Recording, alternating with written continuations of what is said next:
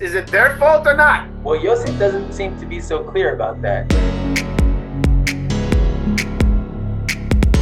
Parshat Vayigash, we are in the middle of the drama. Yosef, the brothers arguing. Yehuda steps up to argue with Yosef about Binyamin to save Binyamin's life. And then finally Yosef reveals himself to the brothers and says, I am Yosef. And this week what I want to do, I want to dive a little bit into that part of the conversation of the story where Yosef reveals himself to the brothers and says that he is Yosef, because the way he does it is very confusing. Obviously, the second he says, I am Yosef, the brothers go into shock and they don't know what to respond, they don't know what to say, and then Yosef has to kind of calm them down and call them back towards him, and he says, Shuna alai, come to me, in a more of a comforting way in order to get them closer back to him and get them out of their shock. But then what does he say? He doesn't say everything is okay. He starts off with saying, I'm Yosef, your brother, you have sold me to Egypt. Why is Yosef saying that? Isn't he trying to comfort them and calm them down? Why is he reminding to them the worst part of the story? The worst thing is that you guys sold me here. Is he trying to scare them again, or is he trying to get them closer to him? But then it actually gets even more confusing. Yosef says to them, don't be sad that you sold me here. I got here because HaKadosh Baruch Hu wanted me to be here in order to provide for the world food, in order to make sure that the world can survive this famine and people will have what to eat. Kind of implying that maybe you guys sold me, but HaKadosh Baruch Hu had a plan, so it's all okay. You shouldn't be sad about it. But then he goes even further than that and says, no, it's not that you guys sent me here. HaKadosh Baruch Hu is the one who sent me here. As to say, it's not your fault at all. Lo atem shlachtem oti, you didn't send me. It was HaKadosh Baruch Hu who sent me here. It is not your fault. You have nothing to do with it. It is all HaKadosh Baruch Hu's plan. So, what is Yosef saying over here? Is it their fault? Is it not their fault? If it's not their fault, why even mention that they sold him and he's there because of them if he's trying to comfort them? And if it is their fault, so what is Yosef trying to say here? Why is this the way he is trying to please the brothers and to get them to calm down and to realize that there's no problem with what they did? And just before we continue, I'll just remind our viewers, if you enjoy these videos, make sure to subscribe and hit the notification button to get notified weekly on our videos and not miss them. So, Yitzi, what exactly is going here with Yosef? Why is he talking to them this way? Is it their fault or not? So I think this actually touches on a much larger question, a general question in life, one of the most ancient questions about how could there be free choice if God knows everything. But I think if any of us have watched one of the time travel movies like Back to the Future, you know that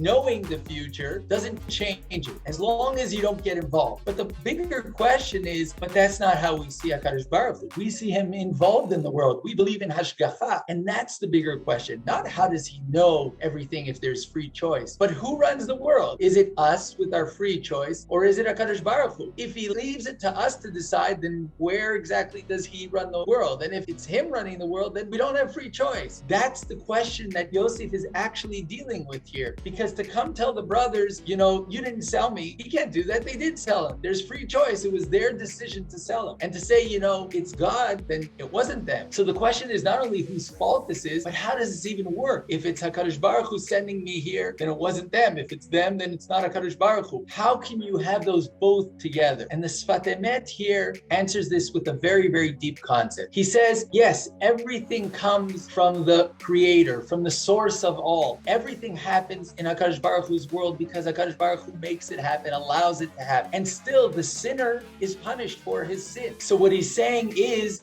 that both are true. Everything in the world has two layers, has two levels. There's my intention. I'm responsible. My free choice is, as the word is, in choosing, not in what's going to actually happen in the world. It's in my choice, in what I choose to do. We know that sometimes we choose good and it doesn't end up going that way. We could choose bad and it doesn't end up going that way. The free choice is about choice. It's about me choosing what I want to do. And that's where I'm responsible. But at the same time, when we look at what happens in the world, it's not just driven by my choice. It's driven by what HaKadosh Baruch Hu wants to happen in the world.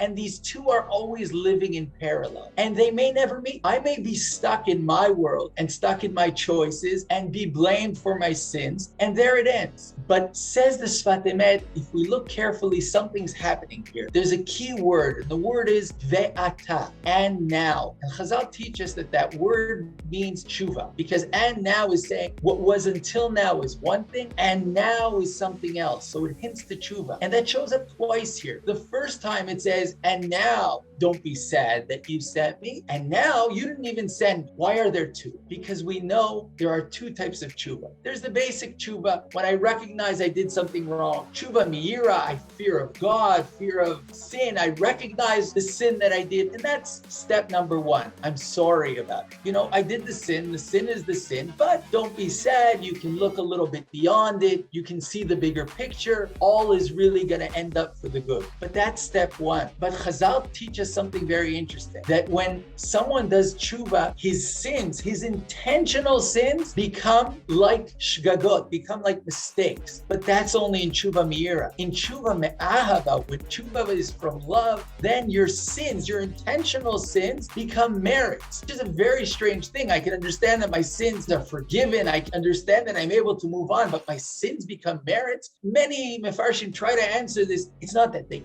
become merit, they actually, can help you move forward. But the Sfat Emet reads this as is, and he says that's exactly what you're saying. You know how your sins become merits? This is exactly the second stage Yosef is saying. And now that you recognize that even though you thought you were doing something, HaKadosh Baruch Hu runs the world, and you're in awe in this, and you feel that love of God, you feel that tshuva, that greater, deeper tshuva, when you recognize that bigger picture, now that you're able to do tshuva me'ava, v'ata lo atem shlachtem oti, you're able to connect to that higher level, because that higher level was there all the time. Because in everything we do, there's always our intention and God's intention. As long as I'm stuck in my world, I'm stuck with my intentions, I'm stuck with my sin will always be a sin. But if I'm able to really leave that place and connect to God's will, and all I want is what God wanted, suddenly it can become revealed to me that that at the time it was a sin. And don't pretend that you didn't mean it to be a sin. It was a sin, you meant bad. But now that you're able to elevate yourself and leave that place entirely, I'll tell you a secret. At that same time, something else was going on. There was another level of things in the world, and that's how God's running the world. And once you truly cleanse yourself from your sin, you're able to elevate yourself. And not only is your sin forgiven, your sin is suddenly part of the bigger plan. Your actions that originally were negative, suddenly listen to the words he's called Lo atem shlachtem oti. You're part of the shlichut of HaKadosh Baruch. When we're talking about selling, not selling, yeah, you sold me. But when we're talking about the shlichut, which is the larger picture, which is who actually sent me, what's my mission in life? You didn't send me on that mission. HaKadosh Baruch Hu sent me on that mission. And if you're able to truly cleanse yourself and recognize that HaKadosh Baruch Hu runs the world and leave your sin, you're able to also leave it entirely. You're able to not only leave it in the sense that don't be sad, it all worked out, but much more than that. It's not you anymore. It's beyond you. HaKadosh Baruch Hu sent me here, and that was there all along. V'ata lo atem shlachtem oti ki im Elohim. It's from HaKadosh Baruch Hu. HaKadosh Baruch Hu was always there, and once you truly do tshuva me'ava, you're able to connect to that. Beautiful. And really, like you're saying, I think one of the main words over here in the story is the concept of shlichut, of Yosef being a shaliach and trying to tell the brothers that it's not because of them, it's not their story, it's even not his story. It's a shlichut that he has in the world to fulfill, to bring into the world. This is what HaKadosh Baruch Hu intended for him, and they are just pawns in this story. And this is the message Yosef is trying to give to the brothers, because we have this concept in halacha of shaliach, of a messenger that is a person that is being sent by a different individual, and that messenger, that shaliach, has to do exactly what he's being sent for. He has to do the exact mission. He can't make decisions for himself. He can't create a different outcome from the outcome that the original individual sent him for, because that is a job of a shaliach. A shaliach has a mission he has to fulfill, and he has to fulfill it till the end, till the last second, and he has to make sure that it comes into reality. And looking at Yosef, this is what Yosef seems to be telling the brothers this whole time. This whole story is one long mission that he is on, not only for him, but for them too, lachem, for their brothers, for their family, so they will have a pleita gdola to make sure that they can continue surviving, living on, and also later on going into the Golus like Abraham was told, and create Am Yisrael. But this is all part of the story, and as we've been learning the past few dapim in Masechet Ta'anit, the different sugyas with the concept of a shaliach tzibur, or leaders of a community that are there in order to represent the people, and the people depend on them. There's a famous Gemara that says that a shaliach tzibur that makes a mistake, it's a siman ra for the tzibur. It's a problem for the tzibur that sent him. And then the opposite is true too, that if a shaliach tzibur succeeds, then it means that the tzibur is doing well and the tzibur deserves it. And again, we've been seeing this in the past few days days, few weeks in the sugyas of Masechet Ta'anit. But this is what Yosef is telling the brothers also here. This whole story of you starting by selling me off actually ended up doing well for everybody, for all of us, and even for the world around us. So my success as a messenger, as a shaliach, is your success. We are all part of this long plan that is going on by HaKadosh Baruch Hu. And really, when you look at the Psukim, there's another interesting point that Yosef is trying to make, because when Yosef reveals himself to the brothers for the first time, he says to the brothers, Ani Yosef ha'od avichai, is my father still alive? Even though he knew he was still alive, because that's what Yehuda was telling him, that if Binyamin doesn't go back, the father will die. And also before that, when they came down with Binyamin, he already asked, is your father doing well? And they said he is. So Yosef knew how his father was doing. Why does he ask it again over here? And then again, at the end of the conversation, when he tells the brothers, go tell my father I am alive, he doesn't say I am alive. He says, go tell my father that I am here in Egypt, come down to me. Why doesn't he tell the brothers, first of all, tell my father that I am alive? What is Yosef saying over here? But maybe that is exactly the point. This whole story began because Yaakov sent Yosef in order to see the brothers. We've discussed this a lot in the past few weeks. This whole story evolved because Yaakov started it off by sending Yosef on a shlichut. And maybe this is what Yosef is saying over here. First of all, he's making sure that his father, his original sender, is still alive. But even more so, the first words he says to the brothers to tell the father is, Ko amar Yosef, Samani Elokim, HaKadosh Baruch Hu put me here. You should know that I am here. HaKadosh Baruch Hu's plan is being fulfilled in reality. And this is maybe the largest comfort of all, knowing that everything that has happened for a reason, and not because of different doings by different people, but because HaKadosh Baruch Hu has planned for it. And as we've said many times on our channel, each individual has a mission to bring into this world. Each individual has a shlichus, has a message to bring to the world, and we don't always know what that message is, what that mission is, what that shlichut is. However, Yosef is teaching us that even though you don't know what the mission is, even though it's not clear to you exactly what that mission is and how to get there, and there's so many obstacles on the way, Yosef is showing us that as long as you walk straight and you walk down that path, knowing that HaKadosh Baruch Hu is in charge of everything and HaKadosh Baruch Hu gives you everything, understanding that your ways are being straightened by HaKadosh Baruch Hu, that will end up leading you into fulfilling that mission and getting to the place you have to get to in life. Beautiful. I think also now we can understand what you started with. Why does he start by saying, come over, then saying, you sold me? What's he trying to do there? But if we look at the full picture, I think we can see a process that Yosef is teaching us. When there's a conflict between two people, the first thing you do is bring them closer. Don't try to solve it from a distance. That's exactly what Yosef's brothers did to him.